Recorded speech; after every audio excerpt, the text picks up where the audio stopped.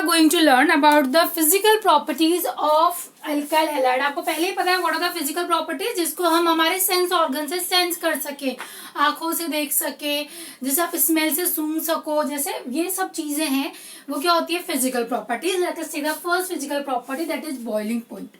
Okay, boiling point होता क्या है, किसी भी कंपाउंड को जब आप गर्म करो और वो वेपर स्टेट में कन्वर्ट होने लग जाए वो उसका क्या कहलाता है, बॉइलिंग पॉइंट.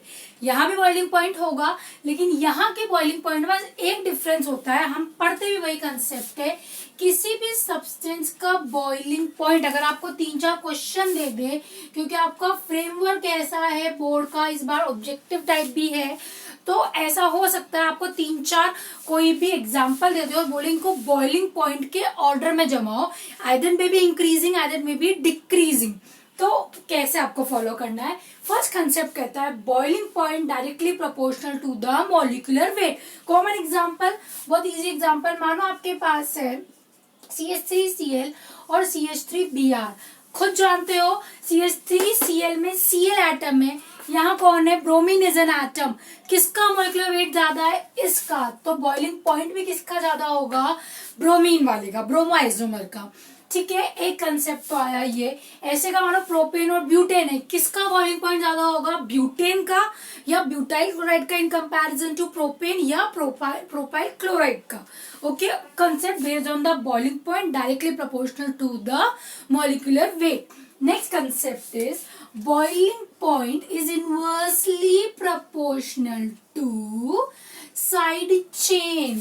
अगर आप साइड चेन बढ़ाते जाओगे बॉइलिंग पॉइंट अपने आप कम होगा. ऐसा क्यों होता है, क्योंकि जब हम किसी चीज में ब्रांचिंग करते जाते हैं, मैंने ब्रोमो के आपको मानो ब्रोमो है, ये था 1 ब्रोमो ब्यूटेन, ये था 2 ब्रोमो ब्यूटेन, और मैं एक और ड्रॉ कर रही हूँ isomer that is tertiary butyl bromine. Okay, that tertiary bromine, या आपको पता है इसका नाम कैसे होगा, 2 bromo 2 methyl 2 bromo 2 methyl propane. Okay, लेकिन आप चेन देखो, यहाँ चेन जा रही है बिल्कुल स्ट्रेट, यहाँ एक चेन है, इस वाले आइसोमर में ब्रांचिंग आ गई और इस वाले आइसोमर में ऐसी ब्रांचिंग आ गई. अगर कोई चीज स्ट्रेट चेन में चलती है तो एक के ऊपर पाइल अप होके बहुत अच्छी पैकेजिंग देती है. जब वो पैकेजिंग देती है, लेकिन बॉइलिंग पॉइंट क्या है, वो एनर्जी जो उनकी पैकेजिंग को तोड़ के गैस फेस में कन्वर्ट कर दे, जिस भी फेस में वो है. तो अगर स्ट्रेट ब्रांचिंग है टाइम ज्यादा लगेगा, एनर्जी भी ज्यादा लगेगी, टेम्परेचर हमें ज्यादा देना पड़ेगा. इसमें ब्रांचिंग कम है, टेम्परेचर भी कम देना पड़ेगा, इजीली टूट जाएगा, इजीली वेपर फेज में लिक्विड फेज से चला जाएगा. इधर बात करें ब्रांचिंग और ज्यादा बढ़ गई, अपने आप बॉइलिंग पॉइंट और कम हो जाएगा. तो जितनी साइड चेन बढ़ गई, इधर कितनी साइड चेन है, 2, इधर 1, इधर 0. ओके, तो साइड चेन जितनी बढ़ती जाएगी बॉइलिंग पॉइंट क्या होता जाएगा, कम होता जाएगा. It should be follow the inverse order. NCERT में ऐसे बहुत सारे एग्जांपल्स है, you all have to solve. In text भी है तो भी, सॉल्व है तो भी, बाहर के हैं तो भी, आउट ऑफ द एक्सरसाइजेस है तो भी. ठीक है, next come to the solubility. Solubility क्या कहती है, हम बचपन से कंसेप्ट पढ़ते आ रहे हैं और हमने 11th क्लास में बहुत अच्छे से पढ़ा है. लाइक डिजोल्व लाइक, जो जैसा है उसके साथ रहना पसंद करता है. अगर कोई पोलर कंपाउंड है, it dissolve in polar solvent. अगर कोई नॉन पोलर है तो वो नॉन पोलर के साथ सॉल्वेंट करेगा. याद करो एक मॉड्यूल जिसमें मैंने पढ़ाया था कि RX यानी कि एल्काइल हैलाइड कैसे नेचर के होते हैं, पोलर की. कार्बन पे कौन सा चार्ज आता है, पॉजिटिव, और हेलोजन पे कौन सा चार्ज जाता है, नेगेटिव. अगर आप इनको वाटर में डिसॉल्व करोगे, खुद भी पोलर है, यहाँ भी पोलर सॉल्वेंट है, होना तो यही चाहिए कि ये डिसॉल्व हो जाए, पर ऐसा होता नहीं है. होना चाहिए डिसॉल्व हो जाए, पर डिसॉल्व नहीं होते, क्योंकि याद करो आपने पढ़ा होगा dipole interaction. Okay, 11th class में. तो ये अपने डाइपोल में खुश है, ये अपने डाइपोल में खुश है। वाटर के डाइपोल अपने आप में खुश हैं, एल्काइल हैलाइड के डाइपोल अपने आप में खुश हैं। ये खुद की डाइपोल इंटरेक्शन तोड़ के आपस में मिलने को तैयार ही नहीं है, इसलिए ये इसमें सॉल्यूबल नहीं होते। Alkyl halides are immiscible with water because dipole interaction between alkyl halide molecule and dipole interaction between water molecule dominates the dipole interaction between one alkyl halide molecule and one water molecule। ये इनकी solubility का है, ठीक है, ये आप याद रखोगे, आगे भी काम आएगा। नेक्स्ट काम तो the very important polar nature. मैंने ऑलरेडी बहुत कुछ एग्जाम्पल है साइटेड है, सारे फेमस, ये जो सारे हैं ये सारे क्वेश्चन है एनसीईआरटी के, इसलिए मैंने इसको ऑलरेडी ड्रॉ कर रखा है। So let us start polar nature। मैंने भी बताया था, फिर बताऊंगी। Carbon being less electropositive acquire positive charge, halogen on the other hand being more electronegative acquire negative charge, thus giving the polar nature, give the polarity to the alkyl halide molecule। ये अब आप सब समझ गए, ठीक है। अब polar को कैसे, भाई पोलैरिटी को कैसे करते हैं, तो याद करो हम पोलैरिटी को मेजर करते हैं with the help of dipole moment, और dipole moment we measure by mu.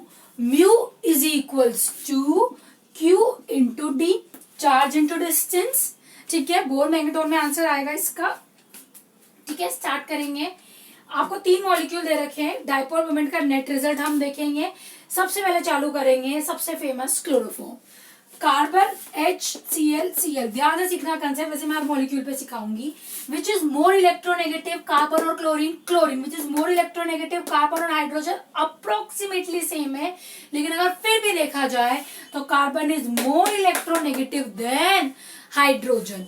ये डाइपोल मोमेंट इसका गया इस side, pointing toward the more electronegative, pointing toward the more electronegative, pointing toward the more electronegative, pointing toward the more electronegative। बात करते हैं dipole moment is a vector quantity, direction और magnitude दोनों का equal खेल है। दो का डायरेक्शन इधर, तो इनका रिजल्टेंट किधर आएगा, इधर। दो का डायरेक्शन एक इधर जा रहा है, इधर, तो मतलब ये कुछ हद तक इससे नलिफाई होगा, बिल्कुल होगा। आगे चलो, अभी पढ़ेंगे इसका डाइपोल मोमेंट। इधर आओ, ये डाइपोल मोमेंट नो डाउट इसका, sorry dipole moment the red pen I am going to show, ये इधर, ये इधर डाइपोल मोमेंट उसका डायरेक्शन में जा रहा है पोलर बॉन्ड का। CH इसका इधर, इसका इधर। Net resultant of the blue pen I am going to show, okay. Net resultant इधर भी, इधर। 2 vectors opposite in direction, unequal in magnitude, तो जो डोमिनेंट है उधर जाएगा। 2 vectors same in direction, same in different in magnitude, add up.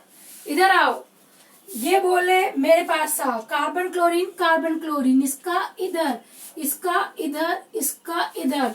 Net result, ये दोनों वेक्टर ऐड होंगे, ये इधर, ये दोनों वेक्टर ऐड होंगे, नेट डाइपोल मोमेंट इधर।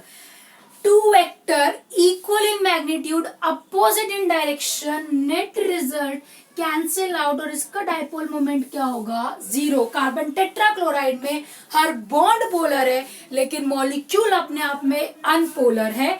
डाइपोल मोमेंट इसका क्या है, 0 है। इधर चलते हैं, इस वाले का डाइपोल मोमेंट कुछ तो है, इसका डाइपोल मोमेंट भी कुछ तो है। ऐसा नहीं है कि डाइपोल मोमेंट नहीं है, मॉलिक्यूल पोलर नहीं है, लेकिन इसका डाइपोल मोमेंट इसके डाइपोल मोमेंट से ज्यादा है, क्योंकि इसको कोई नलिफाई करने वाला नहीं है। यहाँ मानो 5 है, तो जो एक ऐड होगा वो 6 देगा। अगर यहाँ 5 है तो यहाँ का 2 उसको कैंसिल आउट कर रहा है, ठीक है। तो यहाँ का डाइपोल मोमेंट हाई होगा और यहाँ का डाइपोल मोमेंट लो। कुल मिला के this molecule is more polar than this one, chloroform, than carbon tetrachloride।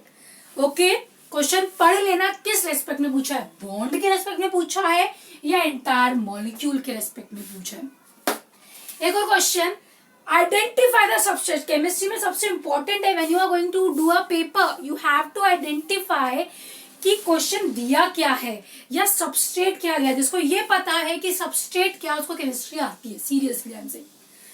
ये है आपके पास क्लोरोबेंजीन, बच्चा बच्चा जानता है।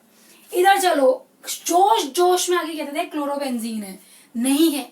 क्लोरो तो है लेकिन बेंजीन नहीं है, इट इज साइक्लोहेक्साइल। अगर इसको हटा दो साइक्लोहेक्सेन, एक हाइड्रोजन निकल गया साइक्लोहेक्साइल और क्लोरीन लग गया तो इट इज साइक्लोहेक्साइल क्लोराइड।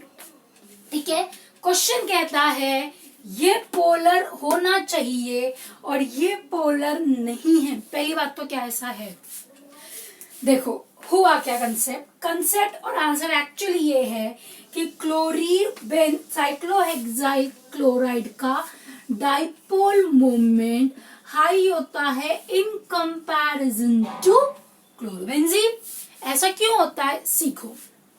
हर कोई कह रहा है कि मैं इलेक्ट्रॉन तो खींचूंगा, ये डाइपोल मोमेंट इधर आया, लेकिन ये है दानवीर कण, इट इज क्लोरोबेंजीन।